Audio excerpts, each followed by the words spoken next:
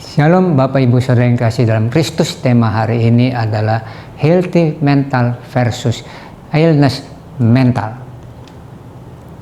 Healthy mental menurut WHO adalah keadaan sejahtera.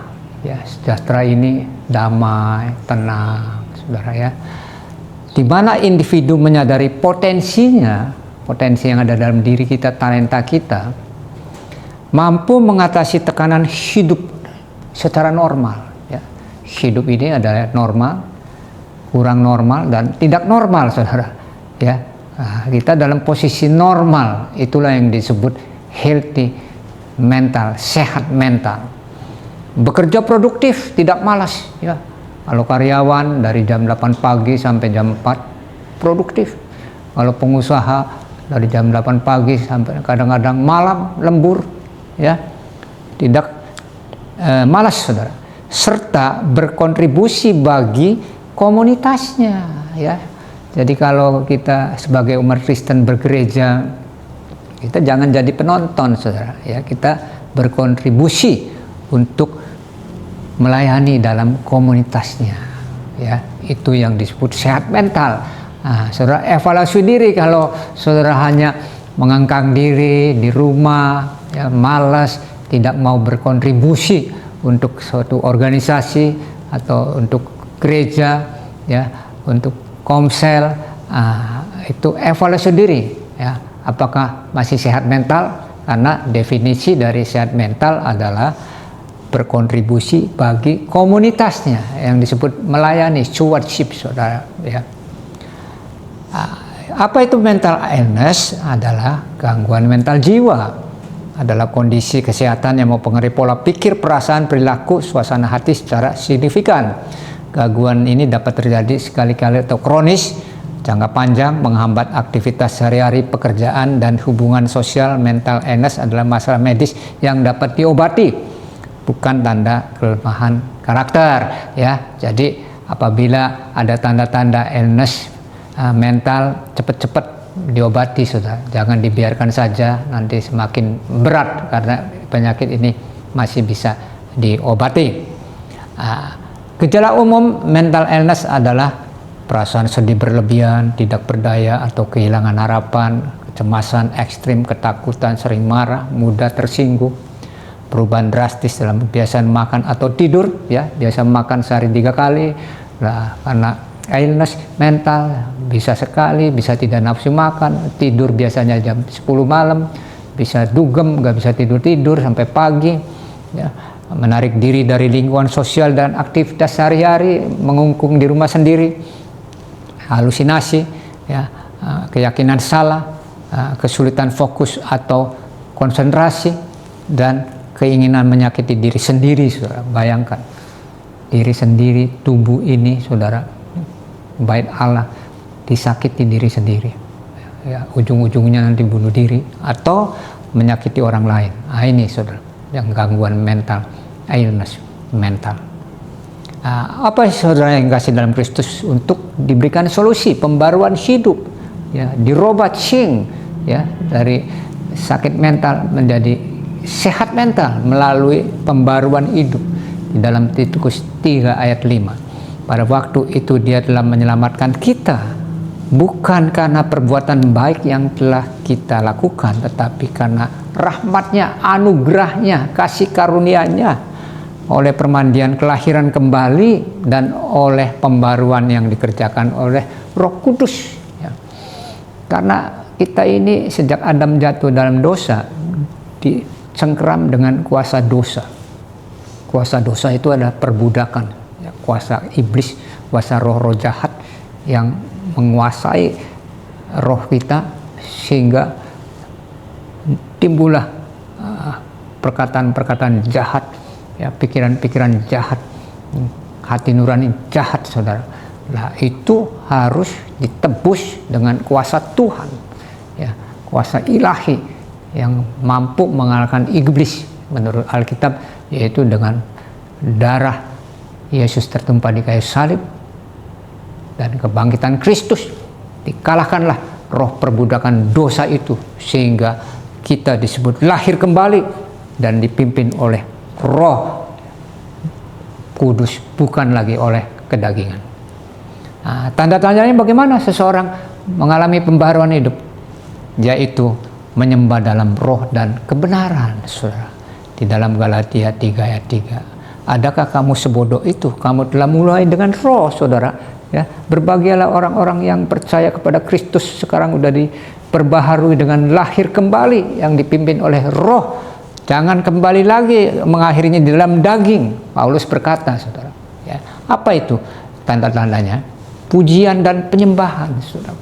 Orang yang suka memuji dan menyembah, saudara, itulah tanda-tanda yang dipenuhi dengan roh, saudara. Ya, Yohanes 4 ayat 24, Allah itu roh dan barang siapa menyembah dia harus menyembah dalam roh dan kebenaran. Ya, kita bagi dua versus, menyembah roh dalam kebenaran. Menyembah roh itu apa? Pujian-pujian, saudara. Pondok Daud, kemah Daud, ya, raja satu-satunya yang menang terus di medan perang, tidak pernah kalah dan disayang oleh Tuhan. Pada waktu itu Daud memilih 288 imam pemuji dibagi 24 kelompok. Setiap kelompok terdiri dari 12 orang. Ya, tugas mereka bergiliran selama 24 jam, bayangan, untuk menyemarakan rumah Tuhan sehingga kemuliaan Tuhan turun dan Tuhan bicara pada bangsa. Nyanyi muji terus non-stop 24 jam, ya. Di tengah malam aku bangun untuk bersyukur kepadamu atas hukum-hukummu yang adil. Mazmur 119 ayat 62. Aku bersekutu dengan semua orang yang takut kepadamu dan dengan orang-orang yang berpegang kepada titah-titahmu. Di dalam Mazmur 134 ayat 2 dan 3, angkatlah tanganmu ke tempat kudus dan pujilah Tuhan. Kiranya Tuhan yang menjadikan langit dan bumi berkembang engkau dari Sion. Inilah, saudara. Ya, jadi kita lihat gereja-gereja besar dengan pujian dan penyembahan diawali dari pembukaan ibadah, saudara. Ya, dengan nada halus, ya, teratur, tertib, ya, itu rasa syahdu itu kita betul-betul membangun relasi hubungan dengan Tuhan. Ibarat handphone mah dicas kembali, saudara, ya, terus sehingga kita melayani dengan roh yang menyala-nyala. Kedua, menyembah dalam kebenaran, saudara, ya. Apa itu kebenaran? Kebenaran adalah firman Tuhan, ya. Di dalam Alkitab berkata, Yohanes 1 ayat 1, pada mulanya adalah firman. Firman itu bersama-sama dengan Allah dan firman itu adalah Allah, saudara. Jadi firman Tuhan itu adalah Tuhan. Dan Yesus berkata, aku dan Bapa adalah satu, saudara. Ya, jadi Yesus Kristus disebut juga firman Tuhan. Ya, di dalam Yohanes 14 ayat 6, kata Yesus kepadanya, akulah jalan dan kebenaran dan hidup. Tidak ada seorang pun yang datang kepada Bapa kalau tidak melalui aku, saudara. Oleh karena itu, saudara yang kasih dalam Kristus, kita hidup harus dipimpin kebenaran dengan cara apa, saudara? Dengan cara firman Tuhan ini yang kompas kehidupan kita. Siapakah firman Tuhan itu? Sebab firman Allah hidup dan kuat dan lebih tajam daripada pedang bermata dua manapun. Ia amat menusuk, amat dalam sampai memisahkan jiwa, roh, sendi-sendi dan sumsum. Ia sanggup membedakan pertimbangan dan pikiran hati kita. Hikmat, saudara. Dari firman Tuhan ini, saudara, kita bisa mengetahui hikmat. Di dalam 2 Timotius 3 ayat 16, segala tulisan yang diilhamkan Allah memang bermanfaat untuk mengajar, untuk menyatakan salah, untuk memperbaiki kelakuan dan untuk mendidik orang dalam kebenaran, saudara. Di dalam Yosua 1 ayat 8, ya, janganlah engkau mengatakan dan hati-hati dengan segala, dan sebab dengan demikian perjalananmu akan berhasil dan engkau akan beruntung. Bayangkan, hanya merenungkan firman Tuhan, yang membaca firman Tuhan, saudara akan beruntung. Coba, apa itu? Saya berkata, jangan menyimpang ke kanan ke kiri adalah pada saat kita naik kereta api, saudara. Inilah yang disebut, hendaklah kamu merenungkan firman Tuhan ini pagi, siang, dan petang, dan janganlah kamu menyimpang ke kanan dan ke kiri, maka kamu akan berhasil. Selama kita hidup seperti perjalanan menuju kereta api dari satu kota ke kota yang lain, selama kita satu jalur dengan rel, tidak keluar dari rel itu, taat kepada firman Tuhan, tidak melawan firman Tuhan, tidak memberontak firman Tuhan, maka kita akan selamat sampai ke tempat tujuan. Tapi begitu kita mengabaikan firman Tuhan, begitu kita melawan firman Tuhan, dan begitu kita menolak firman Tuhan, maka kereta api itu akan tergelincir dan bayangin saudara, jatuh ke dalam jurang, hancur. Nah, itulah saudara. Jadi kebenaran diperoleh dari membaca firman Tuhan, merenungkan firman Tuhan. Kita sebut dengan 4M. Merenungkan firman Tuhan, membaca, menelan hidup-hidup, dan melakukannya taat seperti gerbong kereta api, jangan keluar dari rel, dan membagikan kepada sesama, keluarga dulu, teman-teman relasi, ya, sahabat-sahabat. Inilah kompas kehidupan umat Kristen sesuai Alkitab. Dan memberi saudara, ya, memberi ini kita mensponsori dengan mencetak beberapa kitab, ya, diberikan kepada sesama rekan-rekan kita. Nah, berdampak apa saudara? Memiliki mental pemenang, ya. Sekarang saudara lahir baru, sebab di dalam roh yang ada di dalam kamu lebih besar daripada roh yang ada di dalam dunia ini. Sudah nggak takut lagi, nggak cemas lagi, nggak bakalan sakit mental lagi saudara, ya. Bahkan kita memiliki mental raja, Wahyu 5 ayat 10. Dan Engkau telah membuat mereka menjadi suatu kerajaan dan menjadi imam-imam bagi Allah kita, dan mereka akan memerintah sebagai raja di bumi. Coba bayangin. Nah, itulah kehebatan dari menyembah dalam roh dan kebenaran, yaitu pujian penyembahan dan membaca firman Tuhan, melakukan firman Tuhan. Tetapi saudara yang kasih dalam Kristus, ya, mungkin ada beberapa yang jatuh karena imannya goyang, atau yang disebut amnesia identitas, ya. Jadi dia lupa ingatan saudara, dia tidak menemukan kembali blueprint semula seperti Yesus Kristus, dia lupa apa itu amnesia identitas. Jadi ada satu orang raja berkuasa di dalam kerajaannya, hidup mewah dan makan secara limpah. Suatu ketika dia mandi, jatuh, terbentur kepalanya dan lupa ingatan atau amnesia, dan dia keluar dari kerajaan itu, sembunyi-sembunyi dia keluar, tidak ada yang tahu, dan dia akhirnya menjadi pengemis. Bayangkan seorang pangeran yang dibesarkan di jalanan, dia hidup sebagai pengemis, berjuang setiap harinya untuk bertahan hidup karena amnesia, karena dia lupa identitasnya sebagai anak raja, ya, karena dia lupa identitasnya sebagai anak pangeran, tapi dia akhirnya terlunta-lunta. Bayangkan dia hidup jauh di bawah kapasitasnya karena satu alasan tragis, ia lupa siapa jati dirinya. Itulah amnesia, saudara. Oleh karena itu, kami himbau kepada umat Kristiani yang mungkin imannya sedang lemah, ayo kita kembali kepada Tuhan, supaya kita jangan amnesia lagi. Kita lupa akan tujuan Tuhan mencipta manusia, kita lupa akan berkontribusi untuk produktif, untuk masuk ke dalam komunitas, untuk melayani.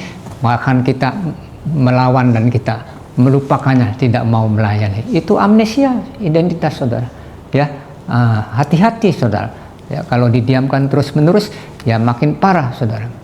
Bangkitlah, lawanlah amnesia identitas, ya, kembali kepada kita memiliki mental yang sehat. Yang kedua saudara, pembaruan hidup dimulai dari hati saudara, ya. Jadi perkataan yang keluar dari orang-orang yang perkataannya jahat itu omong kosong kalau hatinya tidak diperbarui terus, ya. Mama, ada orang berkata, wah, mertua kamu itu perkataannya jahat, ya, itu hatinya juga baik. Salah saudara, perkataan yang dari luar jahat dimulai dari hatinya yang jahat. Jadi kalau seseorang mengeluarkan perkataan-perkataan yang jahat, itu hatinya jahat, hati nuraninya harus diberesin dulu. supaya dia berbuat baik, baru mengeluarkan perbenaran kata baik. Nah, di dalam Amsal 4 ayat 23, jagalah hatimu dengan segala kewaspadaan, karena dari situlah terpancar kehidupan. Ya, jadi hati jahat, perkataan jahat; hati baik, perkataan baik. Nah, oleh karena itu upgrade diri saudara, hati saudara menjadi baik. Nah, kita lihat saudara, ini ada gambar babi. Ya, jadi seorang pengusaha kaya raya, ya, dia membeli babi dalam satu peternakan, ya, dia bawa ke rumahnya, dia namanya menjadi babi harum, dikasih pakaian segala macam, ya, dari babi ini hidup, wah, senang di dalam rumahnya. Suatu ketika terjadi hujan besar, rumah itu banjiran dan banyak solokan yang mampet. Babi itu keluar, ya, hujan sudah surut, tapi suasana solokan banyak yang lumpur. Babi itu kembali lagi kepada lumpurnya, dan dia kembali ke kubangan. Ini yang disebut dosa, saudara. Itulah hati nurani, ya. Jadi kalau tidak dijaga, saudara, akan kembali lagi ke dalam dosa dan berbuat jahat lagi. Itulah makanya kita jaga hati nurani kita dengan pembaruan hidup yang tadi, yaitu memiliki mental pemenang. Jangan sampai jadi amnesia identitas. Dan kesaksian lagi, katak dan kalajengking. Katak dan kalajengking. Kalajengking ini hati nurani jahat, yang susah bisa hilang. Dia katakan, katak, ayo kita mau ikut ke punggung kamu, kamu melompat dari sungai ini, ujung ini sampai sana supaya selamat. Lalu katak berkata, nggak mau kalajengking, kamu kan jahat, nanti di tengah jalan saya disengat, mati dosa. Kalajengking berkata, tidak katak, ya, dia raja pembohong dan dia jahat hati nurani. Tenang saja, nanti di tengah jalan saya tidak nyengat, pasti selamat. Karena rayuan gombal ini, makanya manusia jatuh nggak tahan karena rayuan gombal ini, ya, dari perkataan-perkataan yang nalurinya orang-orang jahat merayu, dan dia tidak bisa menolaknya karena hatinya tidak diperbarui, tidak dipimpin oleh roh Tuhan. Tapi kalau dipimpin oleh roh Tuhan, dia pasti menolak. Akhirnya katak nurut, saudara. Kalajengking naik ke atasnya, terus menyeberangi sungai. Kira-kira udah mau sampai di situ, kalajengking menyengat katak itu. Katak kesakitan menjerit, kalajengking, kamu kenapa bohong? Punggung saya sakit. Kalajengking berkata, sekali saya nyakiti, seumur hidup saya akan sakiti terus. Sekali perkataan saya jahat, seumur hidup perkataan saya jahat, tidak berubah. Akhirnya katak itu tenggelam, mati. Saudara, itulah, mulai hari ini jagalah hatimu dengan pembaruan hidup, yaitu memiliki mental pemenang. Yang tadi saya sudah paparkan, hidup dipimpin oleh roh, bukan hidup dipimpin oleh daging. Ya. Sekian firman Tuhan kami sampaikan. Terima kasih, Tuhan Yesus memberkati. Haleluya, amin.